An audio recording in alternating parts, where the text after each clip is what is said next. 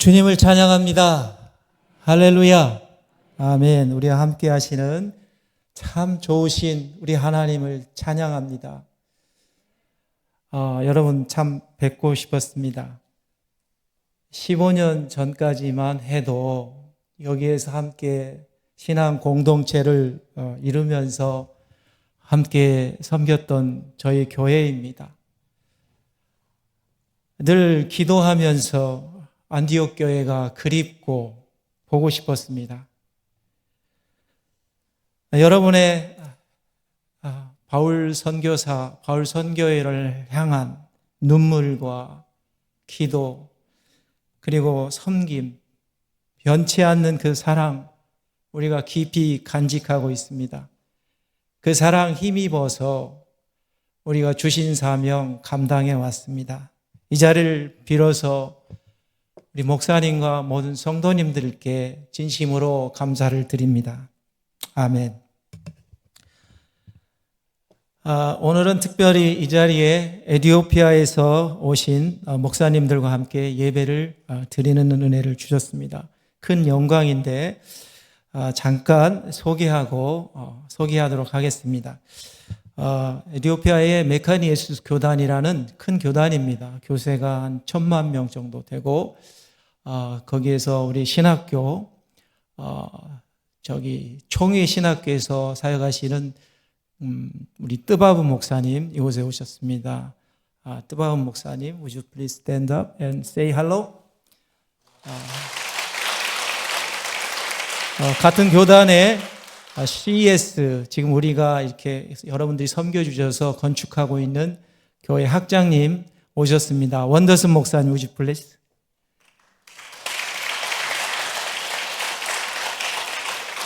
저희가 한 13년 정도 에티오피아 사역하는데 저희에게 참 좋은 영감을 주고 함께 늘 이렇게 협력하며 파트너로 섬겨주신 우리 에티오피아 황인수 선교사님 4분 오셨습니다. 잠깐 인사하겠습니다.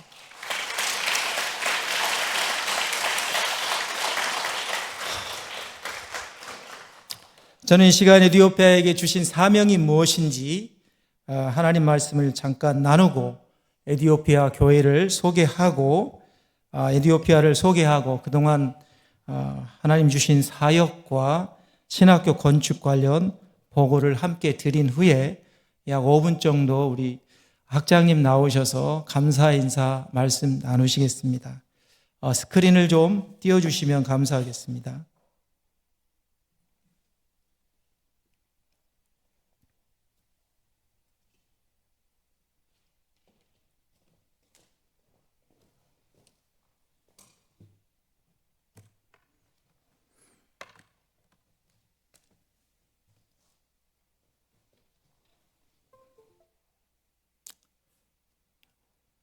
할렐루야. 에티오피아 인사는 굉장히 간단합니다. 한번 해볼까요? 살람 하면은 평안 이런 뜻이잖아요. 그래서 에티오피아도 평안하십니까? 이게 인사입니다. 그래서 우리 옆 사람하고 옆 분들하고 인사 한번 할까요? 에티오피아에 오셨다고 생각하시고 살람누 그러면 됩니다. 한번 해보시겠어요? 살람누. 그럼 반대에 계신 분도 같이 그냥 살람누 하시면 돼요. 예, 나 평안해. 에티오피아는 인사가 너무 중요합니다. 이 살람타 그러면 이제 인사법인데 인사법이 아침, 점심, 저녁이 달라요. 그래서 그 인사하는 방법이 너무 많거든요. 그럼에도 불구하고 이렇게 길거리에서 인사를 시작하면 길게는 한 5분을 해야 됩니다. 오른쪽 어깨, 왼쪽 어깨 다 마주쳐야 되고 친척들 이름을 한 번씩 다 거론을 해야 됩니다. 그래서 에티오피아는 철저히 관계 중심입니다. 그래서 에티오피아의 살람이 깨지면, 평화가 깨지면 일이 진행이 안 되는 그런 나라입니다. 그래서 맨 먼저 선교사들이 해야 될 일은 이렇게 가서 현지인들과 관계를 형성하는 거예요. 살람누, 가족은 어때? 네이트노, 살람나추 계속해서 물어보고 그 다음에 이제 일 이야기를 시작합니다. 사역 이야기를 시작하죠. 그래서 살람누하고 제가 이렇게 스크린에게 물어봤는데 아직 대답이 없습니다.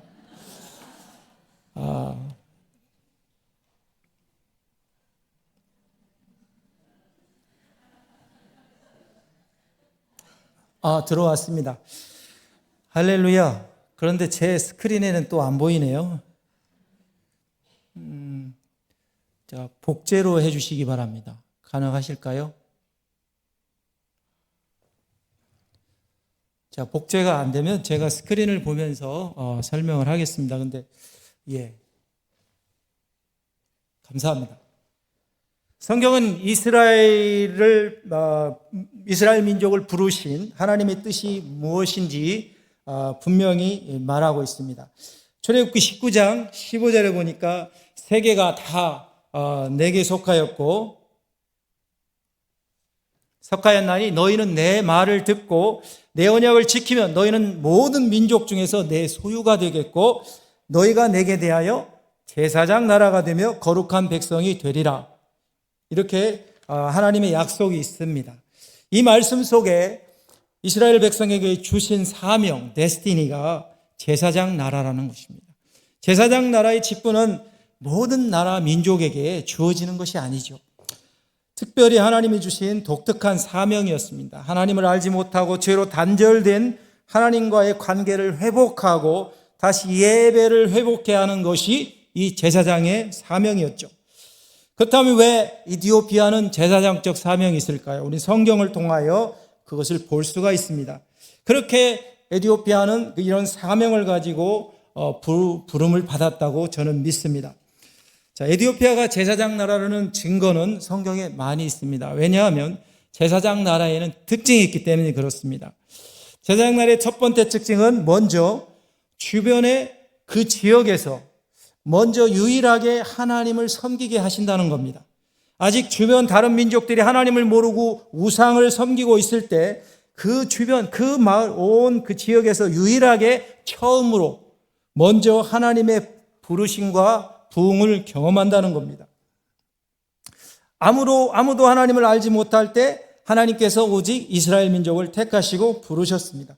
아브라함의 부르심 역시 제사장적인 부르심이었기 때문에 그는 먼저 유일하게 혼자서 하나님을 섬겼습니다. 주변에 아무도 하나님을 알지 못할 때 하나님을 섬기고 하나님의 은혜를 경험하는 그런 은혜를 주시는 거죠. 그래서 그를 통하여 주변의 많은 족속들에게 하나님을 알게 한다는 것입니다. 이런 의미에서 저는 한국도 제사장적 사명을 갖고 있다고 생각합니다. 꽤 오랫동안 한국은 동아시아에서 유일하게 복음이 들어간 나라였습니다. 중국도 일본도 다른 아시아 국가들도 복음이 아주 미미하게 있을 때 한국에서만큼은 복음의 꽃이 피었습니다. 1907년 평양 대부흥, 1970년대에 다시 큰 부흥이 한국을 휩쓸었습니다. 그 결과 한국은 동아시아, 아시아권의 복음의 중심 국가가 되었다는 겁니다. 이렇게 먼저 복음으로 하나님을 섬기는 백성에게는 영적인 책임이 있다고 성경은 말하고 있습니다. 고린도전서 9장 16절에 내가 복음을 전할지라도 자랑할 것이 없으면 내가 부득불 할림이라. 만일 복음을 전하지 않으면 내게 화가 있을 것이로다. 제사장적인 사명을 부여받은 백성은 복음을 전해야 될 영적 책임, 사명이 있다는 것입니다. 복음이 한 나라에 들어가 꽃을 피고 영적인 부흥을 경험하게 하신 것은 반드시 사명이 주어진다는 것이고 그 복을 바로 주변 나라에 흘러보내야 된다는 것이 이것이 복음을 먼저 경험한 나라들의 운명이며 하나님 주신 사명이기 때문입니다. 그렇지 않으면 뭐가 임한다고 성경은 기록합니까? 화가 임할 것이다. 제사장 나라였던 이스라엘이 자신에게 부여된 사명을 인식하지 못하고 하나님을 떠나 타락하였을 때 하나님은 그들은 이방 나라보다 훨씬 더 타락했고 더 큰 심판과 화를 면하지 못하였습니다. 세 번째로 제사장 나라의 특징은 고난이 있습니다. 히브리서 2장 17절에 그러므로 그가 범사의 행자들과 같이 되시면 마땅하도다. 이는 하나님의 일에 자비하고 신실한 대제사장이 되어 백성의 죄를 속량하려 하심이라. 그가 시험을 받아 고난을 받아 당하였은즉 시험 받는 자를 능히 도우실 수 있다라고 성경은 말씀하고 있습니다. 대사장적 사명을 가진 자는 시험과 고난을 받는다 말씀하고 있는 것이죠. 왜요? 시험을 받고 고난을 당하는 자를 돕고 그들을 이해할 수 있기 때문입니다. 에티오피아는 10세기와 14세기에 무서운 그런 무슬림의 핍박을 받았습니다.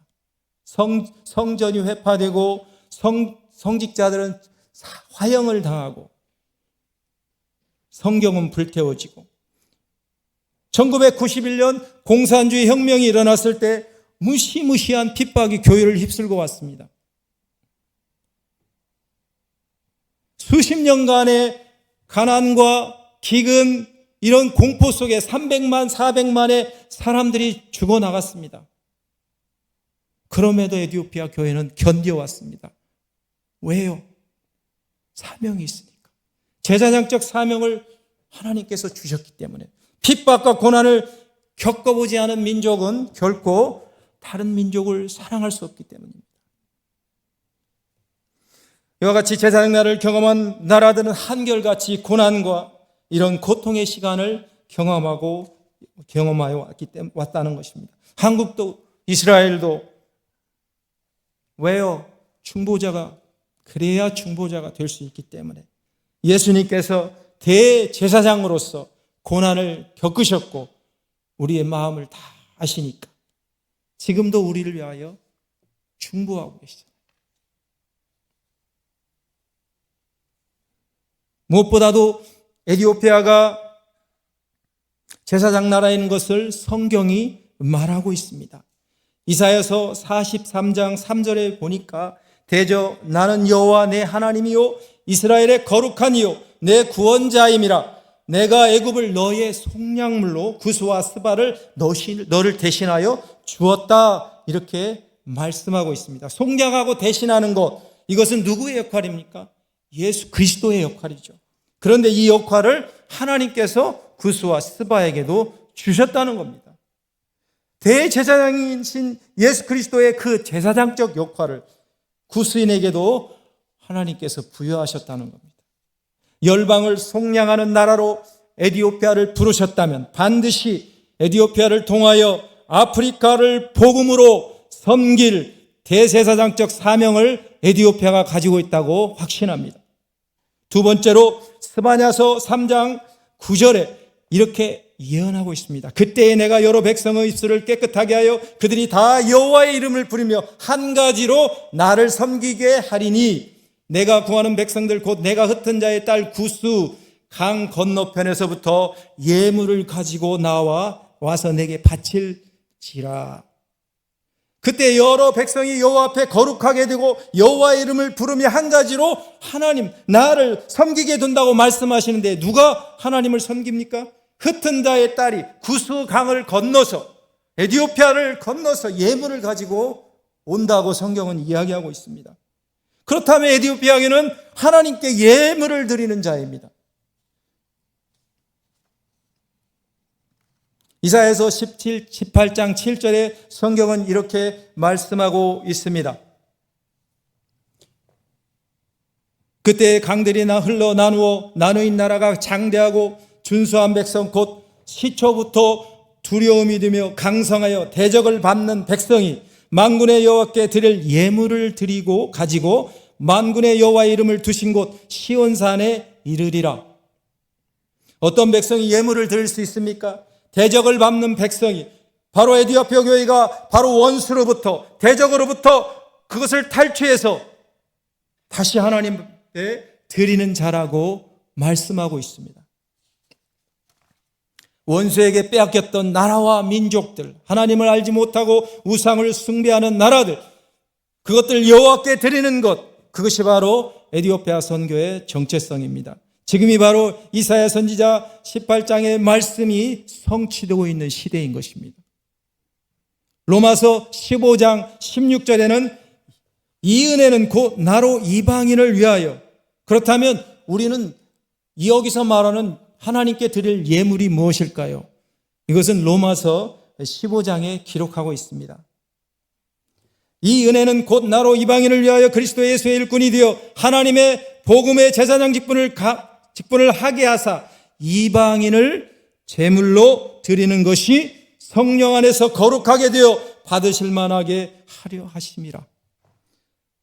복음의 제사장은 이방인을 제물로 드린다고 말씀하십니다. 그렇습니다.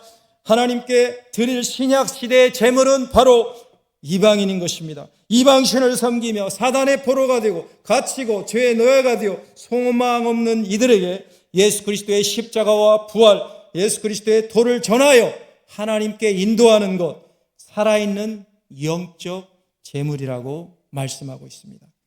열방을 하나님께 올려드리는 것이 바로 복음의 제사장들이 하나님께 드릴 예물이라는 것입니다.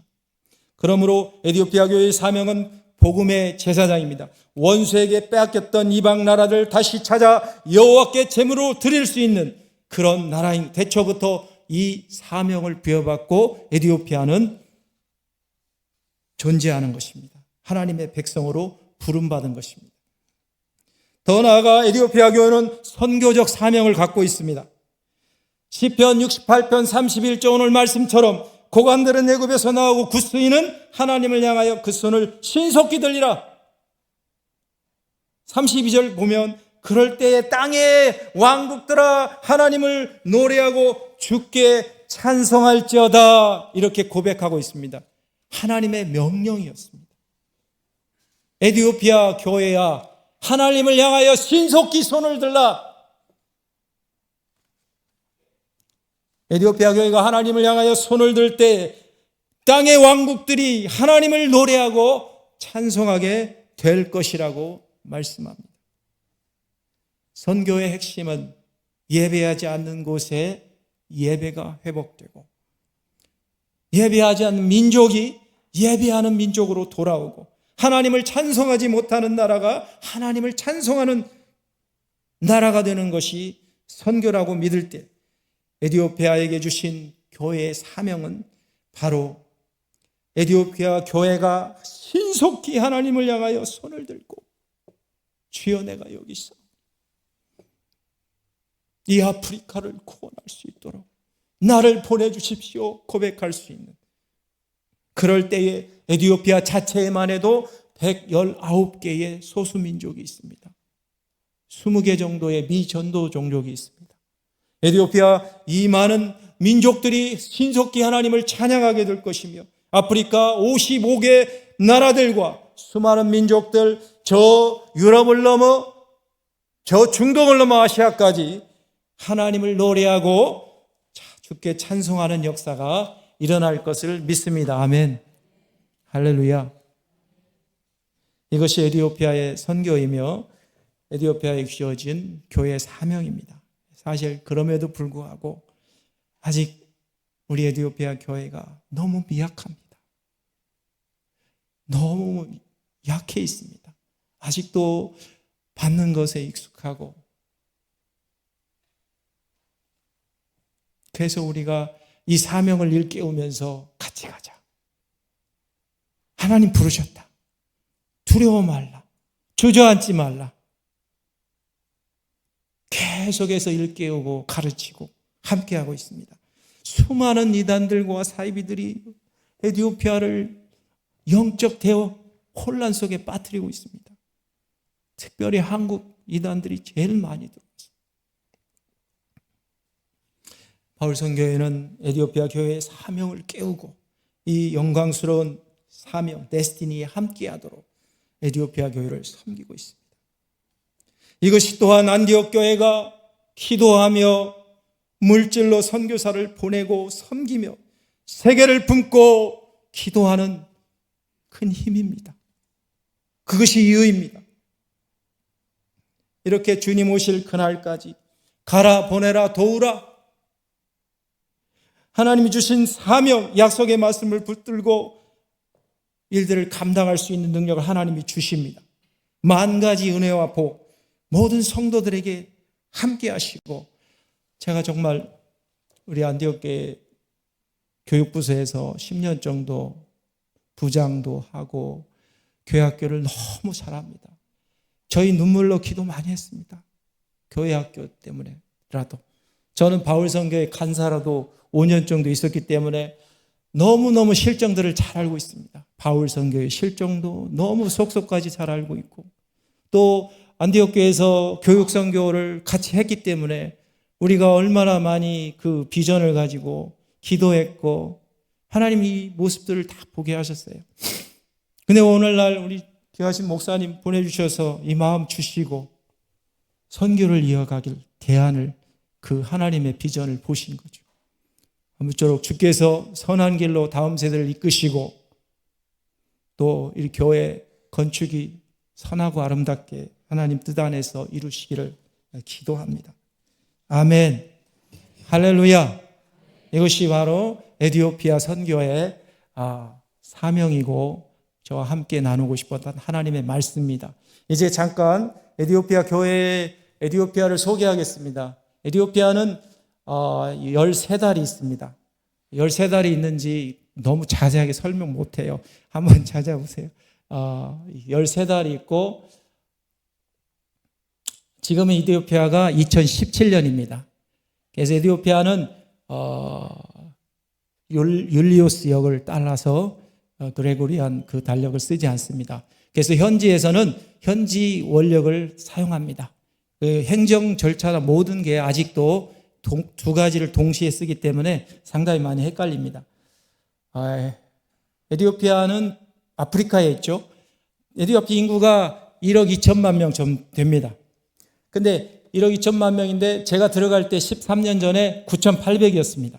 그럼 13년 만에 약 2억 5천 이상이 증가됐습니다. 인구 증가율이 3.0, 굉장히 높습니다. 근데 그 전보다는 많이 줄어들었습니다. 지금도 도시화 현상으로 이제 2자녀 이상 낳지를 않고 하나도 족하다 이렇게 지금 추세가 바뀌어가고 있습니다. 종족도 119개 종족이 있고요. 종교도 다양합니다. 아프리카의 뿔로 성경에는 에티오피아를 킹제임스 버전에 72번이나 언급하고 있습니다. 그래서 성경의 역사와 함께 흐르는 나라이죠. 아주 독특한 게 역사, 문화, 언어들이 굉장히 독특합니다. 그래서 3,000년 역사를 갖고 있는데 솔로몬 우리가 성경에서 기록된 3,000년의 역사. 그래서 스바 여왕이 솔로몬을 방문해서 그의 지혜와 그가 이렇게 이룬 업적들을 보고 스바 여왕이 거의 이렇게 기절하다시피 했죠. 여하튼간에 그 솔로몬과 스바 여왕 사이에 태어난 사람이 메넬리크라고 에티오피아 사람 믿고 있고 그 사람이 에티오피아의 이제 시작이죠. 그래서 에티오피아는 법계를 가지고 있다고 이야기하고 그 다음에 에티오피아는 성경 사도행전에 8장에 나오죠. 빌립과 에티오피아 내시의 만남. 이제 우리가 잘 아는 내용이고 그러나 이 내시의 사건은 여기서 멈추고 에티오피아의 어떤 역사도 기록되지 않습니다. 그렇지만 그 다음에 4세기경에 저 북쪽의 악숨 지역에 이런 큰 비석을 보는데 비석에 에제나 데제라는 비석이 있는데 거기에 세계 언어로 동일한 내용을 쓰고 있습니다. 사바어, 그저, 고대 그리스어로 써 있는데 여기 내용이 보면은 에티오피아가 어떻게 그리스도인이 되는지 알 수 있습니다. 전쟁 가운데 하나님이 어떻게 해서 이렇게 승리를 주셨는지에 대해서 자세하게 기록되어 있습니다. 그래서 4세기 초에 에티오피아는 이미 기독교가 되었을 거라고 생각을 합니다. 그러나 에티오피아의 위기는 역시 아까 말씀드린 대로 10세기와 14세기에 무슬림으로부터 받는 어마어마한 핍박이 있었고요. 이후에 11세기는 이제 12세기에는 에티오피아 유적 중에 여러분 그 문화유산이나 이렇게 관광할 때 많이 나오는 그 화산암으로 붉은 바위 화산암을 깎아서 만든 10개의 교회가 있습니다. 굉장히 웅장하고 한번 방문해 볼 만합니다. 그러나 에티오피아 교회인들이 계속해서 예루살렘 성전을 방문하기 때문에 거리를 생각해 보세요. 얼마나 멀었을까요? 그래서 랄리벨라라는 왕이 하루는 꿈을 꿔서 이렇게 하나님이 도안을 주고 그래서 이 바위를 깎아서 교회를 세웠는데 사실 그 목적은 여기가 제2의 예루살렘이다. 이제 더 이상 이 바쁜 시절에 거기 언제 순례를 갔다 오냐. 그래서 백성들로 하여금 그런 어떤 순례로 인해서 농한기나 농번기 때 특히 어려움이 많기 때문에 이렇게 또 그렇게 했다고도 이야기를 합니다. 이탈리아가 침공을 했을 때와 그 다음에 에티오피아는 한국전에 참전했습니다. 6천 한 30명 정도. 그리고 235번의 전투에서 235번의 승리를 했습니다. 그리고 74년에 맹기스투 소령이라는 분이 이 공산 쿠데타를 합니다. 그때 북한 공산당의 도움으로 이걸 혁명을 성공했는데 50년대는 남한을 도와준 그 황실 군유병들이 있을 거 아닙니까? 근데 이번에는 북한 공산당이 혁명을 성공했기 때문에 이제는 핍박의 대상이 되었습니다. 많은 사람들이 핍박을 피해서 외국으로 도망가고 가옥이 몰수당하고 우리 참전 용사들이 그렇습니다. 그래서 에티오피아에 우리를 위하여 목숨을 바치러 왔던 6천여 명의 사람들이 엄청 어렵게 살고 있습니다. 그래서 한국에서도 많은 도움을 지금 나누고 있습니다.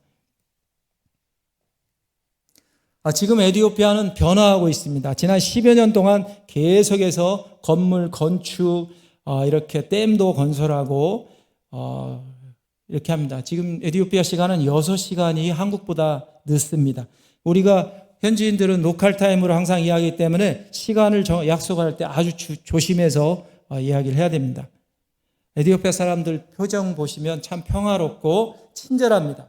한국 분들하고 이게 화이트 컬러, 이게 하얀색들을 참 좋아하고 호의적입니다. 생김새가 다른 아프리카 사람들하고 많이 다릅니다. 아까 말씀드린 것처럼 인사가 엄청 관계 중심이기 때문에 만약에 이렇게 일하다가 화를 내면은 관공서에서도 일을 안 합니다.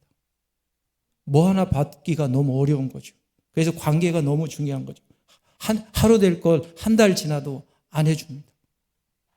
그래서 정말 신중하게 항상 사람을 대할 때. 그래서 중국 사람들이 참 많습니다. 그래서 차이나. 근데 한국 사람은 다 차이나입니다. 사실 중국에 대한 약간 혐오스러운 발언이긴 한데 중국 분들이 워낙 그 많은 것을 착취해 가니까 뒤로 빼가니까 이제 그런 용어들을 쓰기도 합니다.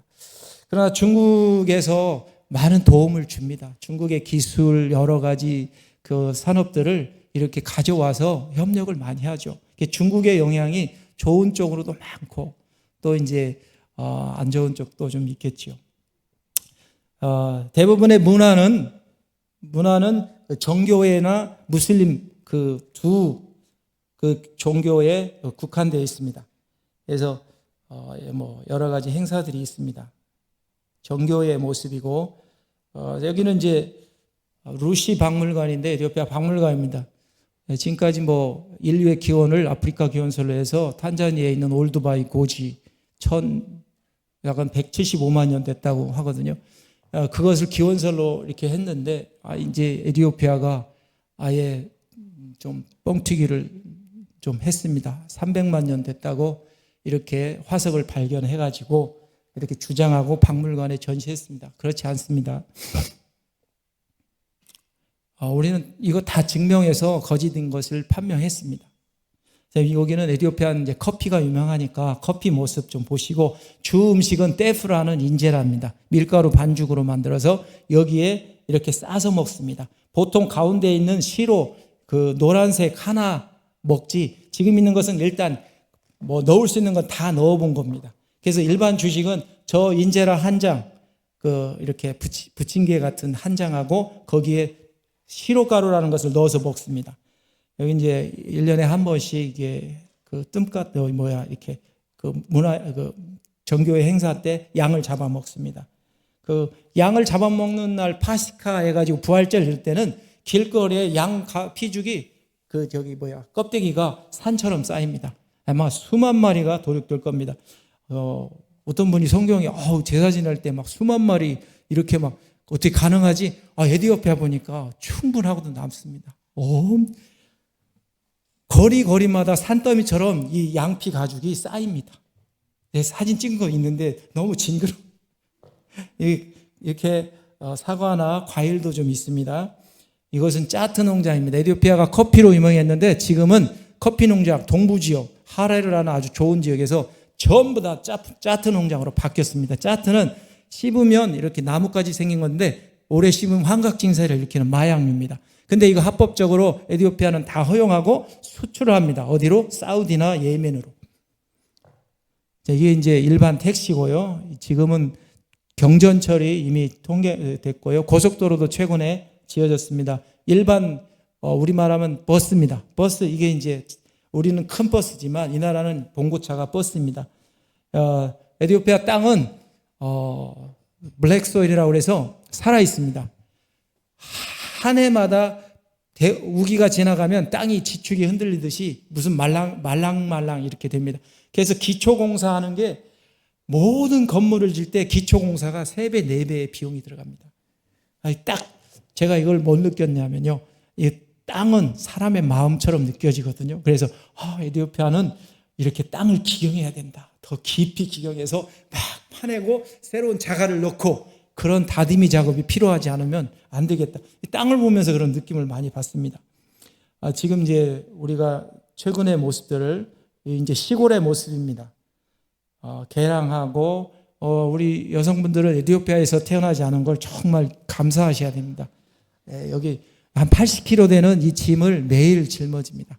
한 2번씩 산에 높은 데서 지금도 그래요. 저 은토토라든지 그런 데서는 많은 사람들이 쫙 이렇게 지고 내려와요. 시간만 나면 공을 좋아해요. 그래서 어디든지 공간만 있으면 농구, 배구, 그리고 이제 좀 노숙자도 있습니다. 노숙자가 많아요. 그 길거리에 많고 홈리스들이 좀 있고, 우리가 잘 아는 러시아의 문호가 푸시킨이 러시아 사람입니다. 주요 도로는 낙타, 소, 양, 나귀 다 같이 공유합니다. 바탕수 아이들 학교 모습인데요. 점심 취침 시간입니다.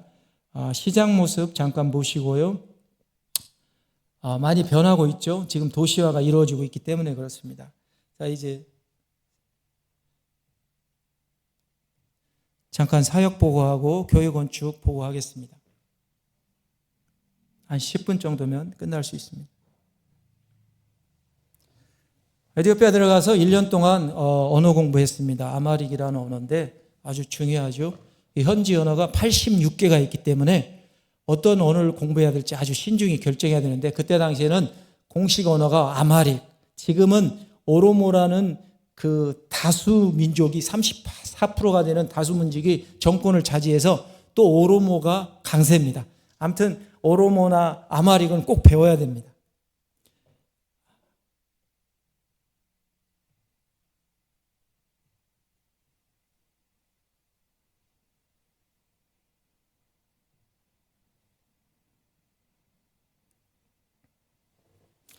같이 공부했던 사람들하고 같이 이렇게 사진 한 장 찍었습니다. 주로 처음에는 그 현지 교회학교를 섬겼는데 교회학교가 대부분 없습니다. 지역교회는 더 그렇고. 그래서 지역교회 교사 훈련을 처음에 많이 했습니다. 교사 훈련은 너무 중요했습니다. 초창기에 한 4, 5년 집중적으로 했던 것 같고요. 계속해서 주일학교 아이들을 어떻게 섬기고 귀납법적 성경 공부를 통해서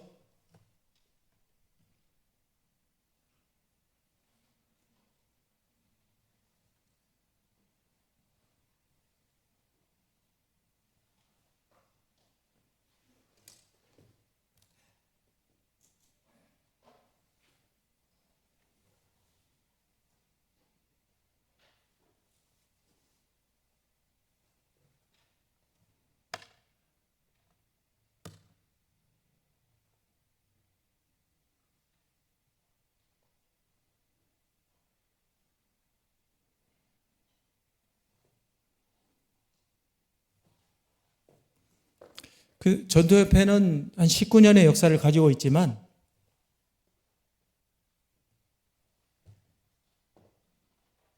초창기에는 사역자가 한 8분 있었습니다. 근데 지금 이제 저와 같이 우리 바울선교회 함께 하시는 신봉섭 선교사님이 전도협회에 아주 전력을 다하시는데 지난 10여 년 동안 정말 사역을 잘 감당하셨고 지금은 50개 집으로 늘어났습니다. 엄청난 성장을 했습니다. 주일학교는 마치 추수가 아닌 것 같아요. 그냥 소쿠리로 담는 것처럼 그렇게 아이들이 몰려옵니다. 그래서 아이들에게 좋은 하나님 말씀 이런 약간 흥미있는 프로그램 아니면 사탕 하나를 가지고도 이렇게 많은 아이들이 모여드는 지금 에티오피아 현실입니다.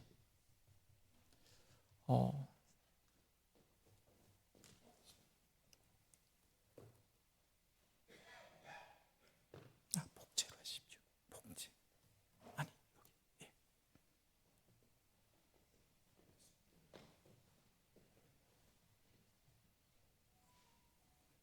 그래서 이렇게 사역을 하고 여기 지금 무릎 꿇고 있는 우리 그 훈련생은 카사온 전도사님입니다. 카사온, 덕터 카사온, 타칼르. 예, 우리 원더슨 목사님 잘 알죠. 우리 카사온 목사님이 나중에 저 또 참 오랜 인연이 있는데 나중에 좀 설명하죠. 이렇게 이제 주로 교회학교 교사 훈련을 하다가 하나님께서 이제 기회를 계속 연장시켜 주셔서 이것은 이제 구제 사역인데 그냥 한번 보시면 좋겠습니다. 구제 사역은 반드시 복음 전도와 연결될 수 있습니다. 여기 앉아 있는 아이들은 교회 믿는 아이들이 아닙니다. 여기 돈이든 뭐든 선물 하나 받으려고 오는 애들 많습니다. 그러면 1시간 동안 성경 가르치는 거예요. 그러면은 거기엔 무슬림도 있고 종교인도 있고. 근데 아이들은 그런 구분 않더라고요. 근데 한 몇 년 하다 보니까 이제 성경 공부만 하고 오면 애들 얼굴이 너무 심각해. 내가 지금 맨날 듣는 게 이 알라의 이 적인데, 그 정교의 적인데, 계속 예수님 이야기를 하거든요. 계속해서. 그러니까 이제 얼굴이 점점 심각해져요. 그래서 막 어떤 때는, 얘 뭐 들고 일어나려나? 그럴 때도 있고, 참 너무 감사하죠. 하나님께서 이런 시간들을 주시니까. 교육센터를 운영하면서 컴퓨터 보급도 하고 컴퓨터 교육도 하고 음악 교실도 하고 태권도 교실도 하고 도서관도 개관을 해서 이렇게 계속 했습니다. 지금도 하고 있고 이제 지금 하고 있는 장소들이죠. 사실 도서관은 지금 2군데를 하는데 사역 중에 이만큼 좋은 사역이 있을까 막 그런 생각이 듭니다. 교육 부재 중심에서 아이들이 갈 데가 없으니까 그리고 교재가 없어요. 그러니까 도서관에 오면 참고서 있죠. 공부할 내용들이 다 있는 거예요. 여기는 반절 이상 거의 뭐 몇백 권 다 기독교 서적으로만 채워놨거든요. 또 책이 없어서 못 읽지 이 있는 책은 다 읽어요. 그러니까 간접적이든 비간접적이든 직접적이든 계속해서 이 말씀의 영향권에 두는 거죠. 그래서 뭐 아이들이 학교에서 돌아오면 뭐 합니까? 집에 부모님이 없으니까 관리가 안 돼요. 불량순원으로 금방 빠지죠. 그러니까 특히 이 빈민촌에 저희가 도서관 세웠을 때 지역사회가 완전히 바뀌더라고요. 지역사회가 도서관 중심으로 완전히 바뀌어버려요. 모든 부모들이 다 도서관을 쳐다봐. 타가서 기능을 해. 안전하니까. 그리고 학교에서 끝나고 이렇게 돌아오면 아이들이 먼저 도서관을 들려서 항상 인사를 하고 가요. 이 유치원 아이들부터.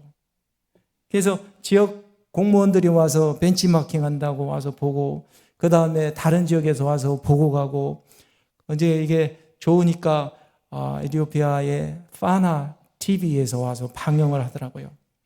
그래서 우리 도서관이 꽤 유명해졌어요, 사실은. 그래서 하나님께서 이렇게 지역교회 목사님들을 섬길 수 있는 그 성경 강좌를 계속해서 주셔가지고 아와사 지역에서 성경 강좌를 계속하고 이 쇼네 지역, 그 다음에 호산나 지역, 대부분 교회 그 리더들은 복음 전도자들입니다. 신학교육을 제대로 받지 못한 사람들. 그 사람들을 체계적으로 성경 강좌를 통해서 훈련을 시키는 겁니다. 우리가 찾아가는 거예요. 지방으로.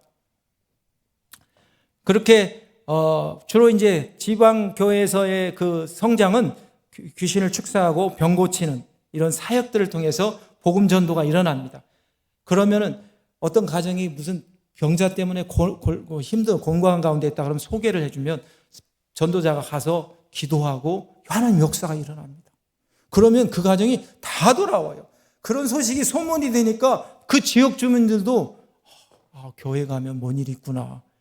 계속해서 궁금하고 거기에 어려운데 물도 잘 안 나오는데 우리 장로님처럼 선교사님처럼 우물 하나 탁 해놓으면 100명 모이던 교회가 1000명이 돼요. 실질적으로 그렇습니다. 이게 에티오피아의 현실이죠. 지금 여기 맨 밑에 있는 그 왼쪽 사진은 저기 곤다르라는 굉장히 그 북쪽 지역에서 세미나를, 그 성경 강좌를 했었습니다. 그래서 거기에 참석한 사람들은 다 유대교인들입니다. 유대인들, 유대교 그리스도인들. 그래서 너무 깜짝 놀랐죠. 그 에티오피아는 유대인들이, 검은 유대인들이 살고 있습니다. 성경 강좌, 그리고 이제 신학교에서 계속해서 이제 하나님 주어진 시간이 있으면 가서 강의하고, 하다가 좀 지치면 좀 쉬기도 하고, 지역 또 뭐 목회자 세미나 가야 되면 또 좀 쉬기도 하고, 이렇게 번갈아 가면서 신학교와 함께 이렇게 사역을 합니다. 우리 원더슨 목사님 섬기는 신학교는 메카니 예수, 아까 말한 약 1000만 명 되는 교세예요. 거기에 중앙노예라고 있습니다. 중앙노예의 그 신학교입니다. 약 3년에서 5년 과정이고 100여 명 정도의 정규 학생들, 그 다음에 방학 딱 되면 3개월 동안 계절학교 학생들이 물밀듯이 이렇게 돌아옵니다. 그리고 먼 지방에 있는 사람들한테는 올 수가 없으니까 그러면은 거점 도시를 만들어서 그 지역에 그 바이블 칼리지를 여는 거예요. 그래서 이동신학교라고 합니다. 그게 34군데입니다. 그래서 학생들이 한 1700명 정도가 지금 CES에서 함께 공부하고 있습니다. 거기에 나오는 사람들은 대부분은 그냥 이렇게 내가 신학교 비전도 좋지만 이미 실무에서 하다가 이분은 사역자로 세워야겠다. 그럼 교회에서 결정해서 보내주는 거예요. 교회에서 서포트하고. 그러니까 얼마나 갈망이 크고 그 사람들은 열심히 합니다. 그냥 대충 가진 마음으로 올 수가 없는 거죠. 작년에 우리 신학교 졸업했던 과정이고요. 저기 조그마한 사진의 오른쪽에 저기 학생은 누라딘이라는 학생인데 한 12년 전쯤 저희가 처음으로 저 동쪽에 사역 갔다가 만났습니다. 근데 그 사람이 그때 당시 무슬림이었는데 개종해서 집으로부터 쫓겨나고 이제 잡히면 이제 어떻게 되죠? 살인을 당하는 거죠. 보복으로. 그래서 도망쳐서 계속해서 안전한 곳에서 훈련을 받다가 지난해에 졸업을 했습니다. 너무 감사했죠. 여기는 이제 바르다르 사역인데 시간이 많이 되었으니까 여기 세 사람만 잠깐 소개하죠. 밑에 사진에 4명 이렇게 같이 찍었는데 아까 가운데 있던 작은 목사님이 아까 그 무릎 꿇은 카사운 목사님입니다. 이제 큰 교회, 이 교단에 큰 교회 목사님 되셨어요. 약 한 5, 600명. 그것도 5, 600명 아니군요. 그 바르다르는 그 90% 이상이 정교회, 본거지입니다. 너무 어려운 곳입니다. 근데 핍박이 있기 때문에 크리스천들도 강해지지만 여전히 어려움이 있지. 그러나 우리 목사님을 하나님 거기 보내셔서 바르다르의 이동신학교를 이렇게 같이 섬길 수 있게 하나님 허락하셨고, 또 오른쪽에 모자 쓴 분은 아홉가 목사님인데 그 바르다르의 정교의 본산지에 사는 여자 그 전도사님과 저희가 계속해서 바르다르를 왔다 갔다 하면서 3군데 성경 강좌 저기가 생겼어요. 그래서 성경 강좌로 하지 말고 이곳에 신학교를 시작하자 해서 바르다르에도 이동신학교가 시작이 되었습니다. 그때 당시 그 일을 감당했던 모자 쓴 아홉가 목사님은 모든 사역을 다 아디스아바바 큰 수도에서 그의 삶을 충분히 누릴 수 있음에도 불구하고 포기하고 그 여자 전도사님을 따라 그곳으로 갔습니다. 지금도 매일 전화 오면서 제가 이제 다윗이거든요. 하나님께서 이렇게 하셨어. 또 많은 성도들 보내주셨어. 사제들이 막 돌아오고 있어. 막 도전되는 말을 해요. 사실 가보면 큰 건 없거든요. 그래도 항상 그렇게 도전하고 그 일들을 지금 하고 있다고 고백하니까 계속해서 기도하게 되고 그러더라고요. 그 다음에 제 오른쪽에 있는 이사코스라 목사님은 나이가 별로 많지 않습니다. 지금 한 32살 됐을 텐데, 수도에서 26, 27살 때 결혼하시고 아내와 함께 잘 사역하다가 하나님 가라. 어디로? 바르다르로 가라. 정교의 본산지로 가라. 완전히 영적 복음의 불모지거든요. 순종하고 갔는데 하나님이 그와 함께 하셨고 하나님 저 땅에서 교회를 개척하게 하셔가지고 지금 저 교회가 그분이 섬기는 교회예요. 그리고 약 6년 정도 됐는데 그렇게 됐고요.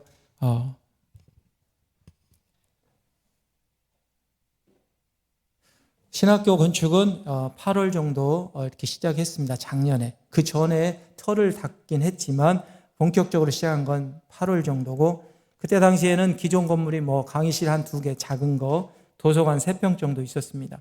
그래서 학생들과 우리 신학교 학생들과 교단의 자발적인 헌금, 또 여기 계신 우리 황선교사님과 우리 다른 한인 선교사님이 시드머니, 종잣돈을 좀 이렇게 헌금을 하셨어요. 그런 것이 다 기반이 돼가지고 기초를 놓기 시작한 거죠. 그래가지고 이렇게 계속 진행을 하다가 지난 1월 달, 올해 1월 달에 예산 부족과 이런 물가 폭등으로 인해서 중단이 되었습니다. 그래서 에티오피아 교회는 거기에서 낭망하지 않고 기도했고 하나님께서 귀한 우리 안디옥 교회의 그 마음을 하나님께서 이 신학 건축에 부어주셨습니다. 그래서 지금은 신학 건축의 거의 마지막 그 외관 건축이 마무리 단계에 와 있습니다. 지난 3개월 정도 이렇게 2층, 3층, 4층, 5층 지붕을 다 끝났잖아요. 이게 어제 저한테 도착한 사진입니다. 그래서 12월 말까지는 외관 공사와 내부 미장 공사를 다 마칠 예정입니다.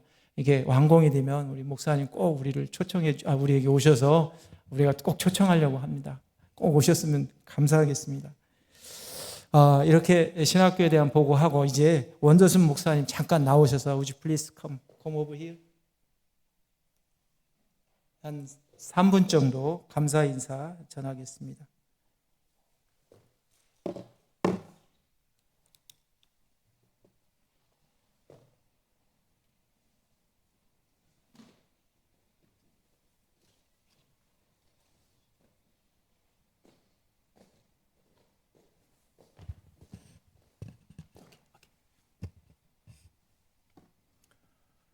할렐루야. 네. 예수스 ጌታ ነው. 예수님은 우리 주님이십니다. ሰላም ናችሁ? 평안하십니까? እንደምን ናችሁ? 안녕하십니까? 인사가 중요하다고 그랬잖아요. 안녕하세요. 안녕하세요. 반갑습니다. 반갑습니다. 하나님 감사합니다.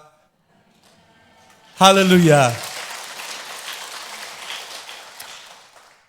Dear brothers and sisters in 그리스도 Christ, 안에서 사랑하는 형제 자매 여러분, I greet you in the name of the Father, the Son, and the Holy Spirit.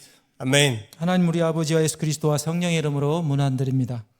Today my heart is filled with gratitude for the incredible support from Antioch Church in our mission to build Ethiopian Evangelical Church Mekane Yesus Central Ethiopia Synod Theological College. CS 신학교 건축을 위하여 후원해 주신 안디옥 교회에 대한 무한한 감사로 이 자리에 섰습니다. We began this journey by faith. 우리는 믿음으로 이 여정을 시작했습니다. Fueled by the contribution of students and their congregation. 교단과 학생들의 자발적인 헌금으로 시작했습니다.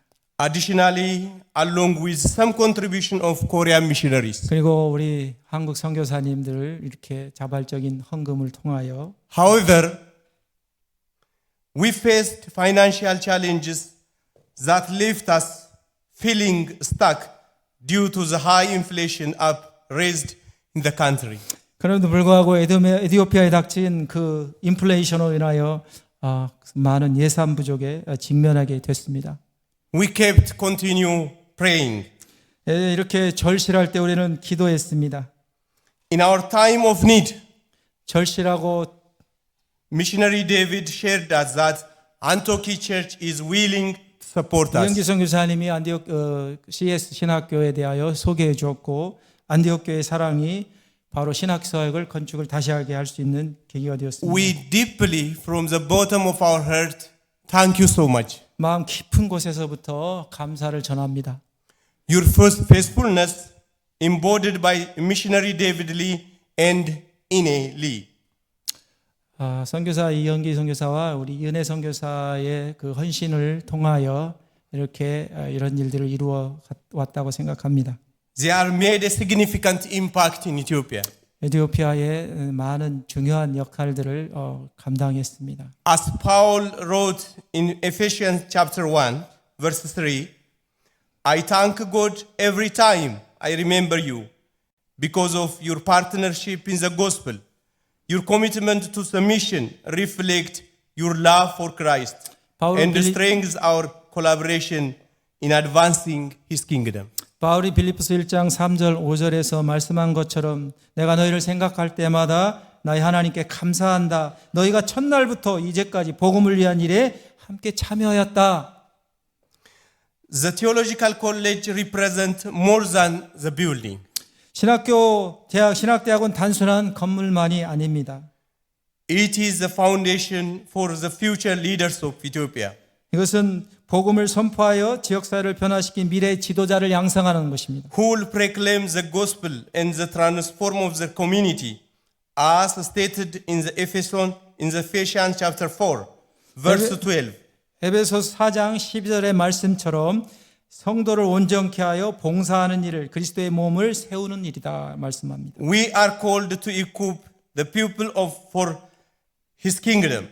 우리는 이런 일들의 부르심을 입었습니다. 이런 자들을 세우기 위해서. Your contribution is vital in making this possible. 여러분의 헌신과 사랑이 이 일들을 가능하게 하는 원동력이 되었습니다. We are reminded in the 1 Corinthians chapter 12 고린도전서 12장의 말씀을 기억합니다. that we are part of one body, 우리는 그리스도 안에서 한 몸입니다. the body of Christ. 예수 그리스도의 몸. Hallelujah. 아멘. Thank you, Antioch Church, 안디옥 처치에 감사드립니다. for unwavering faith, 말할 수 없는 이 성원에 unwavering partnership. 변치 않는 그 협력 관계에 May God bless you abundantly 하나님께서 큰 복으로 함께 하시기를 기도합니다. as we continue this journey together, 우리가 이 사명을 함께 믿음으로 나아갈 때 enhancing His kingdom and glorify His name 하나님께 영광이 될 것입니다. until Christ return. 예수님께서 오실 때까지. 감사합니다. 감사합니다. 축복합니다. 축복합니다. 할렐루야. 할렐루야. 아멘. 계속해서 에티오피아 선교를 위해서 기도해 주시면 감사하겠습니다. 목사님 모시겠습니다.